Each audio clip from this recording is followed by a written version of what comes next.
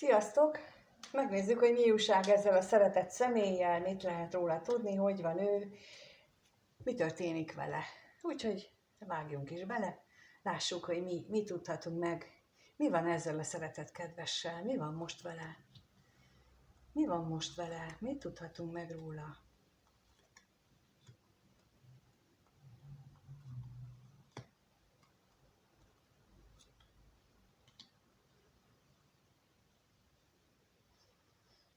Rengeteget töri a fejét. Nem túl eredményes ez a fejtörés. Sok fejfájással jár számára. Lehet itt, hogy munkával kapcsolatosan vannak nehézségei. Lehet, hogy a gyerekekkel kapcsolatosan van valami nehézsége, vagy valamilyen eltávolodás is lehet. Akár a saját gyerekeitől, akár valamilyen más gyerekektől. De az is lehetséges, hogy egyre távolabb kerül tőle egy új kezdet, amiben ő reménykedett. Úgyhogy ennek mind utána járunk, és megkérdezzük, hogy akkor mit tudhatunk meg itt erről a gyermekről, vajon melyiket jelenti három közül?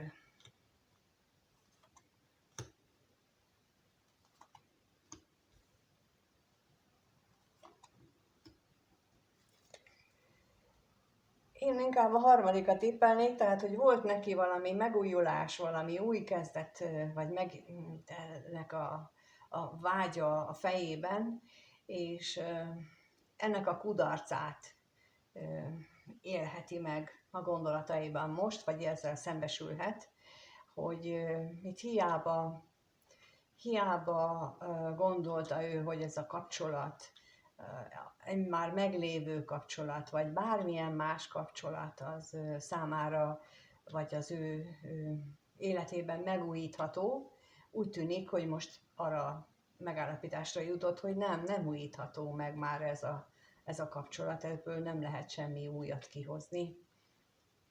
Megnézzük még a katonatisztet.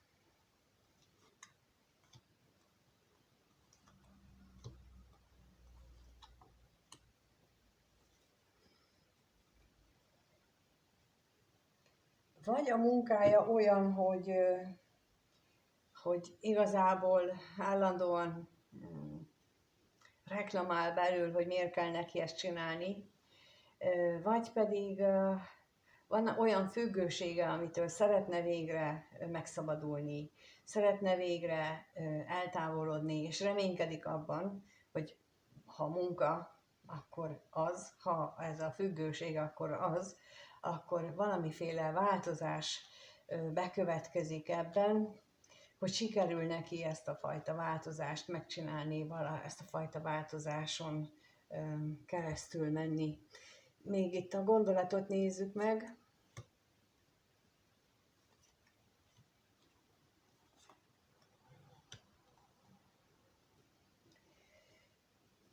Az érzései nagyon mélyek, viszont ezek a mély érzések megbetegítik őt. Lehet, hogy olyan érzések vannak benne, amit ő a fejével elítél. Lehet, hogy olyanok ezek az érzések, amelyeket ő a saját hozott mintái alapján helytelenít, és azt gondolja, hogy nekem ilyet nem szabad érezni, én ezt így nem tehetem, és akkor szembe megy az érzéseivel is, és emiatt aztán vagy fizikailag is meg tud betegedni ilyenkor az ember, egy idő után biztos, hogy megbetegszik, tehát ezt nem lehet büntetlenül. Amikor az ember ésszel magára kényszerít valamit, annak a következménye mindig, kivétel nélkül mindig betegség, vagy rosszabb esetben mondjuk egy baleset, és aztán meg is hal az illető. Tehát így nem sok választásunk van, mert hogy ez a lélek fájdalma, a lélek betegsége, az előbb-utóbb lejön a fizikai síkra és megmutatkozik, és ha nem tudjuk, hogy mit jelent, akkor bizony az így nyilvánul meg. Ő egyelőre úgy látom, hogy ott tart, hogy ő fejből eldönti, hogy az érzések akármilyen mélyek, azok most háttérbe szorulnak, mert itt vannak ezek az egyéb dolgok. Megnézzük akkor, hogy te hogy jössz ebbe a képbe. hogy te rád hogyan gondol ez a személy, ez a szeretett kedves, mit gondol a nézőről ez a szeretett kedves. Ez a kérdés most, hogy mit gondol a nézőről ez a szeretett kedves. Mit gondol? Gondol. Wow! Na, mit gondol?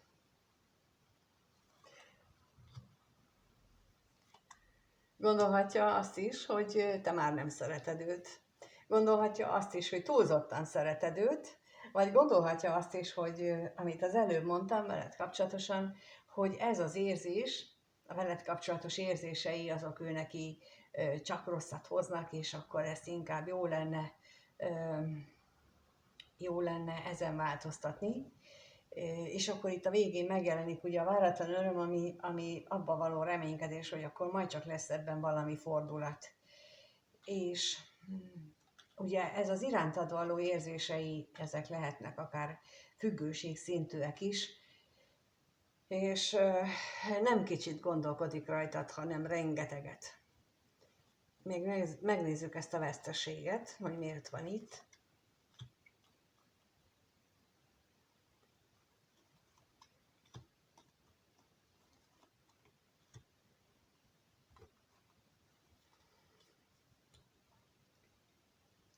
Lehet, hogy ő neki az érzései, a veled kapcsolatos gondolatai és érzései arra már rádöbbent, hogy azt gyökeresen kellene megváltoztatnia, ahhoz, hogy valami legyen, valami működőképes legyen. Úgyhogy ebben reménykedik, hogy tulajdonképpen valahogy sikerül, de nem biztos, hogy ennyire gyökeresen, és amíg ez nem történik meg, addig viszont ő nagyon rosszul érzi magát. A gondolatokra kérnék szépen még, hogy az mit jelent itt.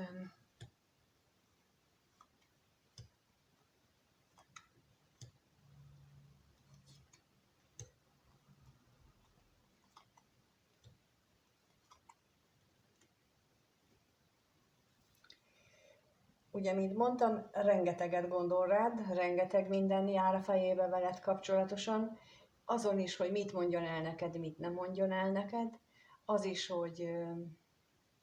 hogy mi minden van az, ami őt kívülről akadályozza, ami miatt ő nem tudja, hogy találkozzatok, vagy ne találkozzatok, ami miatt nem tudja, hogy hogyan minősítse a találkozásotokat jónak, vagy kevésbé jónak, hogy hogyan tudná ezt megoldani. Lehet, hogy ez egy jövőbeli találkozásról van szó, aminek az akadálya az anyagi akadály. Ugye az előbb már láttuk, hogy itt lehetnek neki olyan munkahelyi problémák, amiket meg kellene oldani, de azt úgy kellene megoldani, hogy ott is ilyen radikális változást kellene, tehát nagy mértékű változást kellene végrehajtania. Itt veled kapcsolatos gondolataiban is ez jelenik meg, hogy ahhoz, hogy találkozzatok, ahhoz rengeteg külső körülménynek, főleg az anyagi világban lévő körülménynek kellene megváltozni, mert mind látható, és ahogy eddig elmondtam, ő nagyon-nagyon mély érzéseket táplál irántad, amit próbál háttérbe szorítani, mert hogy az anyagi világ meg ezt nem engedi, vagy igen, tehát ő úgy éli meg, hogy azt nem engedi. Megnézzük akkor, ez van a gondolatában, de akkor az érzéseiben, hogy mi van. Megnézzük, hogy mit érez ez a személy. Mit érez? Mit érez a néző iránt ez a személy? Mit érez?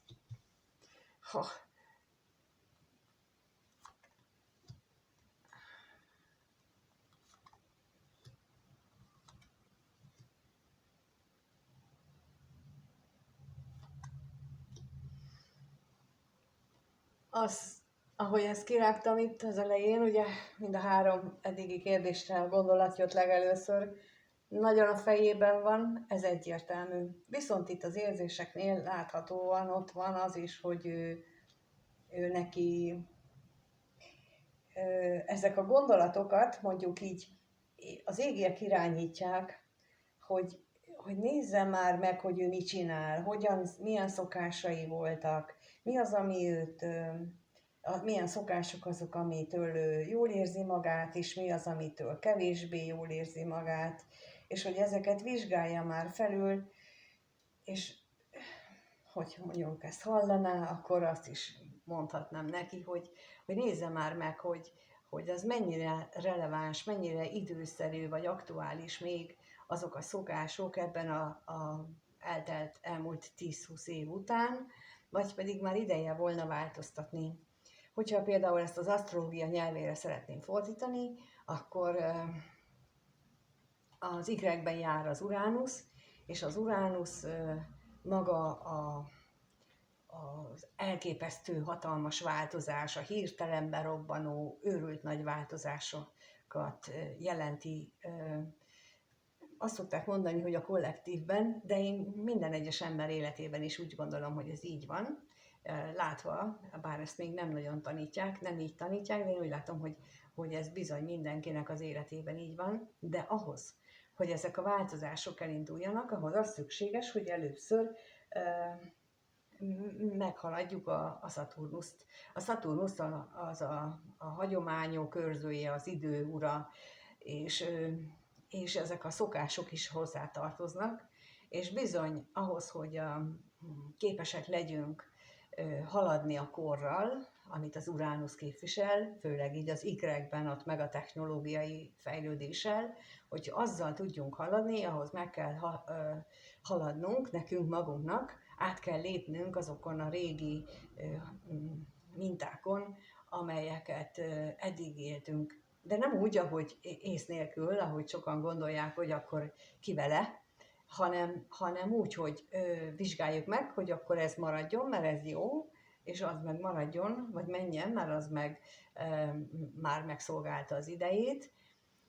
Ehhez viszont hatalmas bölcsességre van szükség, és hát nem árt, hogyha van egy kívülálló, aki az mi életünkről beszélnek, aki a saját életünkre úgy tud rámutatni olyan pontokra, amit mi nem látunk meg benne. Például én utólag jöttem rá, hogy az életem egy részét azt olyan önsajnálatban töltöttem el, miközben így utólag visszagondolva nagyon is jól éltem, de akkor is ott akkor ilyen, még bőven az uránuszi határon belül voltam, és abban az időszakban volt az, hogy én nem veszek mobiltelefont, hogy én nem csinálom semmi új dolgokat, és hát akkor így be is fagyott az életem.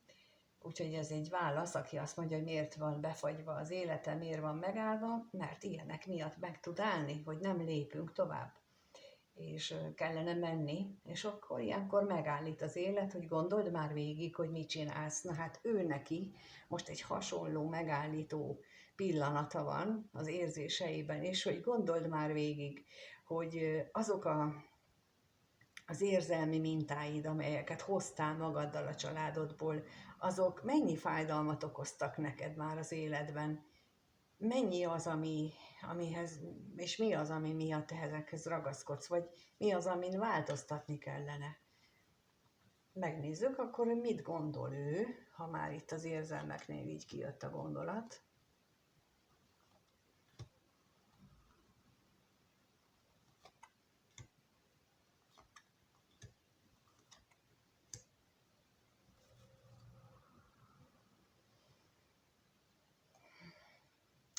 Lehetséges, hogy van az életében, vagy te, vagy valaki más, akiről azt gondolja ő, hogy az azt akarja tőle, hogy tartósítsa azt a régi mintát, és hogy a változtatások azok ne történjenek meg, illetve lehetnek itt olyan függőségek is, hogy akár ez a két ember egymástól függhet is, már úgy értem, hogy függhet, hogy annyira állandóan a másikon jár az esze, vagy állandóan a másiknak a másikban keresi a hibát, például, ez is a másikon jár az esze, ez is azt akarja, hogy ez a függős, ez is egyfajta függőség, hogy nem magammal foglalkozom, hanem a másiknak a dolgait kritizálom mondjuk, vagy azt látom meg, és közben meg hát ezt azért teszem, hogy nem magammal kelljen foglalkozni, miközben itt az látszik, hogy ő meg belülről őrlődik, ő meg belülről problémázik, mert nem tudja dönteni, nem tud dönteni, nem tudja eldönteni, hogy mit szeretne és mit kellene tenni, mert olyan nagy itt ez a hatás, olyan nagy a kontraszt, olyan nagy ez az összehasonlítás, hogy ő nem tudja, hogy mit tegyen. Megnézzük még itt a szomorúságot.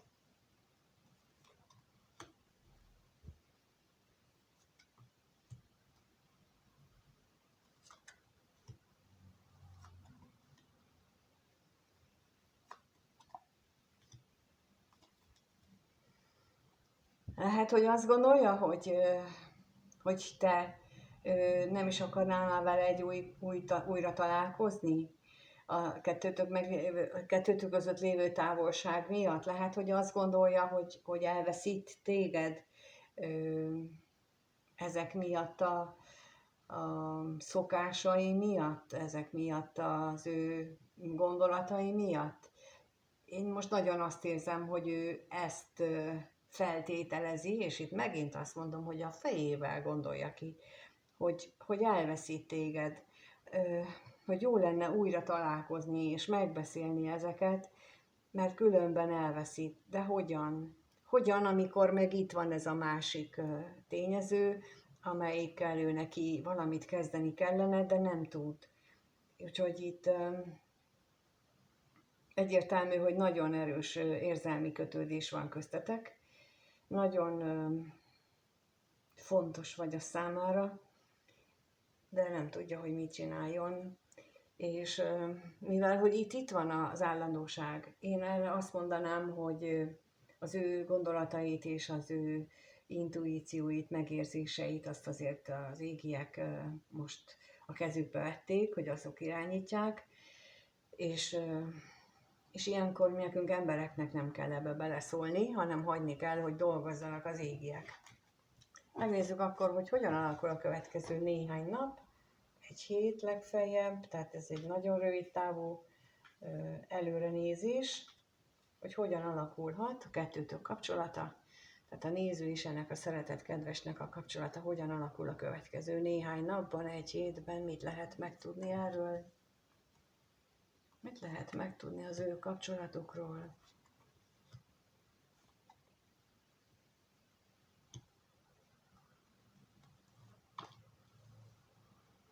No, hát itt láttátok, hogy ez összeragadt nekem, úgyhogy 2 jött. Itt az ellenség és a levél. Még annak is megvan az esélye, hogy lesz új találkozás, mintha a sors is akarná, hogy találkozzatok. Viszont fontos, hogyha ilyen találkozás lesz, akkor nagyon fontos az, hogy most a mostani energiák azt arra kérnek mindenkit, hogy önszántunkból jobb lenne, ha felülvizsgálnánk azt az érzelmi mintázatot, ahogyan eddig éltünk, eddig működtünk, úgyhogy az előbb nála is úgy volt, ez jött ki. Jobb lenne, hogyha ezt mi fölülvizsgálnánk, és változtatnánk rajta egy kicsit. Például, hogyha mi állandóan, és most a nőkről beszélek, jó? Tehát a nőkhöz beszélek elsősorban, tehát a nőknél, hogyha állandóan azt vagy úgy élik meg a párkapcsolatot, hogy mindent megteszek azért, hogy a másiknak jó legyen, meg állandóan segíteni akarok rajta, akkor ez a minta, ez egy lejárt lemez. Nem ez a segítség, hanem az a segítség, hogyha hagyom őt önállónak lenni, hagyom őt szenvedni is, mert a szenvedés árán fog eljutni azokhoz a felismerésekhez, amire neki szüksége van, és ami benne ott van. Ha mi mondjuk meg neki, az nem az ő felismerése, az semmit nem segít. Ha nem kér segítséget, és mi kéretlenül segítünk neki, az semmit nem segít rajta. Meg sem hallja, nem is jut el hozzá. Ezek nagyon fontos dolgok, és ezért mondom, hogy a nőknek mondom itt, mert ez gyakran találkozom ezzel, hogy ez a nehézség ez, amivel mi meg tudjuk nehezíteni egy kapcsolatnak a működését, hogyha azt hiszük, hogy de hát mi elmondjuk neki, hogy mit kellene csinálnia, és kérte? Nem. És ő biztosan megérti, hogy miről beszélünk? Nem. Nincs még, nem tart még azon a szinten. Akkor meg mit csináltunk? Csak üresen járattuk a szánkat. És ez lenne jó, hogyha megértenénk, hogy az élet így működik, még akkor is, hogyha ez mondjuk nem, ezzel szembesülni nem egy kellemes állapot, de így működik. Tehát a másik ember nem hallja meg, ha nem ő kéri. Egyszerűen bemegy a fülén, meg ki is a másikon. Tehát olyan, hogy átment rajta és kész. És ez ugyanaz sok minden helyzetre ugyanez a metódus érvényes. Megnézzük ezt a látogatást. Hát ez itt engem nagyon érdekel, hogy lesz-e látogatás.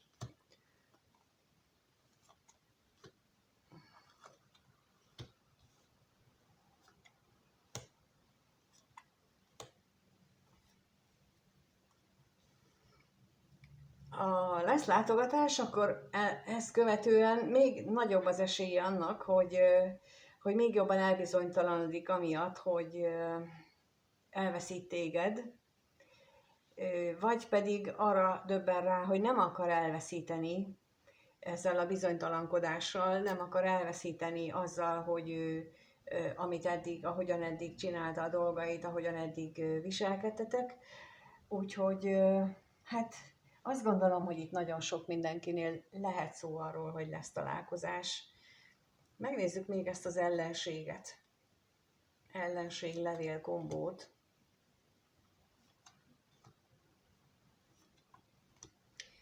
Itt a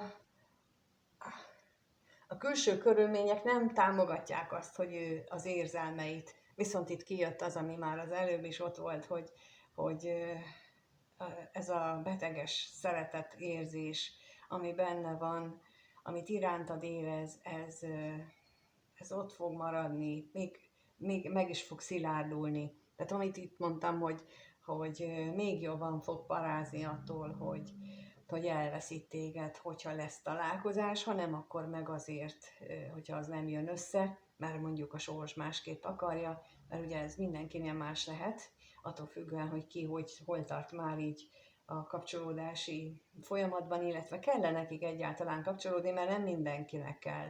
Nem mindenki azért találkozik, mert a párkapcsolatnak kell lenni.